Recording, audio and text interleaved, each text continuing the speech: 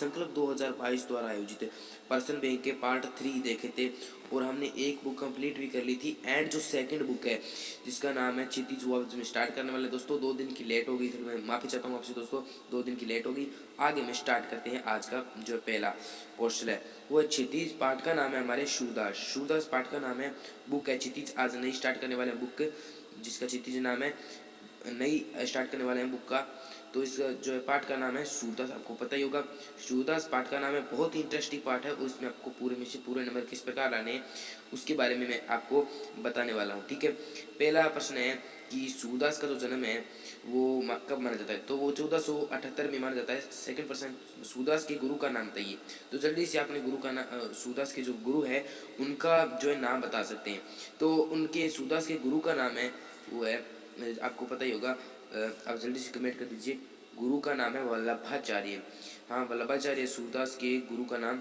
And third question है जो है सूरदास किस रस के श्रेष्ठ कवि माने जाते हैं। तो आप जल्दी से इसका आंसर बताइए, जल्दी से आंसर बताइए। सूरदास है वो किस रस के श्रेष्ठ कवि माने जाते हैं, जल्दी से आप इसका आंसर कमेंट कर दीजिए।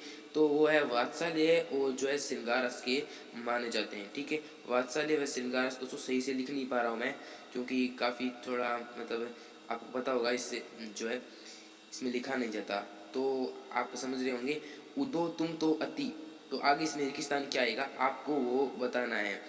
तो उसमें आपको बताना है दोस्तों, मैं आपको जूम करके भी दिखा सकता हूँ। उधो तुम तो अति, यहाँ पर बड़भागी होगा। ठीक है, बड़भागी। तो ये कह रही है पाठ है, गोपियाँ कह रही उद्धव से। अगला प्रश्न है, का निखरा रूप सूरदास की कविता में प्रकट हुआ है, किसका रूप।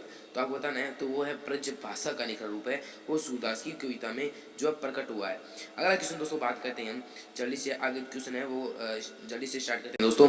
अगला क्वेश्चन है वो आपको मतलब सही गलत वाले बताने हैं। सही कथन के आगे हाँ और गलत कथन के आगे ना लगाना है। ठीक है, गलत कथन है उनके आगे ना लगाना है।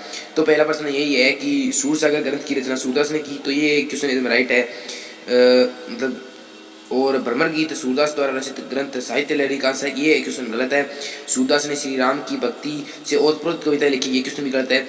उन्होंने श्री कृष्ण से लिखी थी। कृष्ण के दूत बनकर गोपियों को ज्ञान सिखाने वाले व्यक्ति का नाम उद्धव था, तो ये क्वेश्चन राइट है। और जो थर्ड है उसमें रॉन्ग है। ठीक है, थर्ड में रॉन्ग है, सूरदास ने श्री राम की नहीं लिखी थी।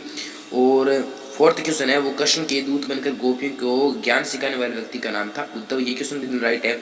गोपियों ने उद्धव के व्यवहार की तुलना दूध से की है, तो जो ये क्वेश्चन भी है वो राइट है। गोपियों ने अपनी तुलना किससे की है, तो श्री कृष्ण से या भोरे से या फिर हनी से या फिर चिंटी से। आप जल्दी से आंसर बताइए दोस्तों, जल्दी से आप आंसर बताइए कि किससे की है गोपियों ने अपनी तुलना, तो उन्होंने चिंटी से की है।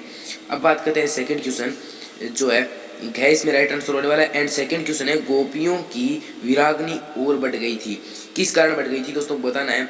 योग के संदेश सुनकर, कृष्ण की बातें सुनकर, उद्धव की दशा देखकर या भोरों को उड़ते देखकर। आपको दोस्तों जल्दी से बताना है आपको क्वेश्चन, तो वो है मतलब योग के संदेश सुनकर। ठीक है, अगला प्रश्न है गोपियों ने हारिल की लकड़ी को क्या बताया।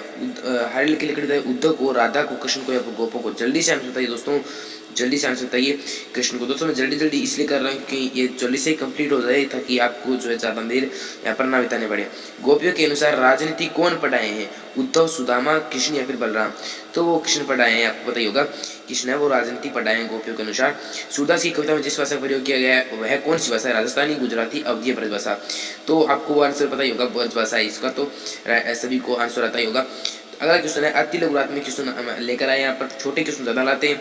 तो जो है प्रश्न है कि सूर्य की गोपियों के अनुसार राजा का धर्म क्या होना चाहिए।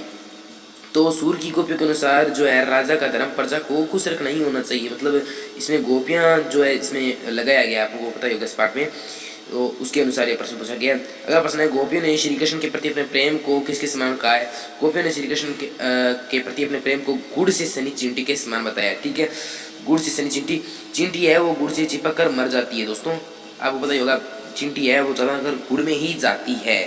तो इस प्रकार प्रेम है। सूरदास के पदों के अनुसार गोपियों की क्या विशेषताएं हैं। तो गोपियाँ बातचीत में होशियार है, गोपियों को व्यवहारिक ज्ञान है और गोपियों का प्रेम सच्चा है, गोपियाँ नाराज भी हो जाती है। गोपियों के मन की बात मन में ही क्यों रह गई, ये फोर्थ क्वेश्चन है। गोपियों के मन की बात है वो मन में ही क्यों रह गई। तो इसका राइट आंसर होने वाला है, जल्दी से आप इसका राइट आंसर कमेंट कर दीजिए। गोपियों के मन की बात गोपियों के मन में क्यों रह गई। तो गोपियों के मन में था कि श्री कृष्ण उनकी आंखों के सामने रहे, किंतु उनकी जो मथुरा चलने के बाद गोपियों की जो मन की बात है वो मन में ही रह गई, मन में ही रहेगी। अगला प्रश्न है कि गोपियों ने उद्धव को क्या संदेश देना चाहा। तो गोपियों ने उद्धव को संदेश देना चाहती है कि वे श्री कृष्ण के साथ एक निष्ठ प्रेम करती है। श्री कृष्ण को भूल जाने की बात उन्हें किसी भी कीमत पर स्वीकार नहीं है। तो इस प्रकार सेकंड जो ये पार्ट है वो कंप्लीट हुआ। आगे सेकंड पार्ट है तुलसीदास का हम करने वाले हैं दोस्तों, तुलसीदास पार्ट करने वाले हैं दोस्तों। आप चैनल पर नहीं तो चैनल को सब्सक्राइब कर दीजिए दोस्तों, ताकि आपको ये वीडियो जल्दी से मिल जाए। तो दोस्तों कल सूरदास पढ़ेंगे जल्दी से, अब तुलसीदास पढ़ेंगे, अब जल्दी से आपको वीडियो आ जाएंगे, रोज़ के रोज़ वीडियो मिलेंगे आपको। तो थैंक्स।